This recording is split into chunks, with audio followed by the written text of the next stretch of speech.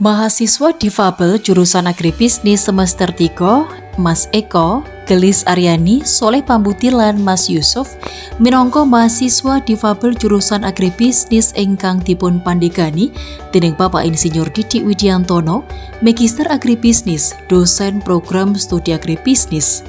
Bapak Didik ngandharaken bilih kegiatan pameran menika nyengkuyung kompetensi di bidang agribisnis.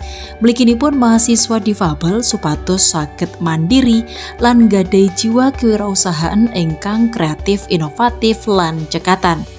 Konco-konco menika sampun nggadahi sertifikasi barista ing tembe nedosaken wirausaha ingkang langkung murakabi tumraping sanes. Sembari menampilkan usaha-usaha yang dimiliki oleh Kamardiva yang terutama untuk prodi agribisnis dari semester 1 dan semester 3 yaitu Kopi Diva.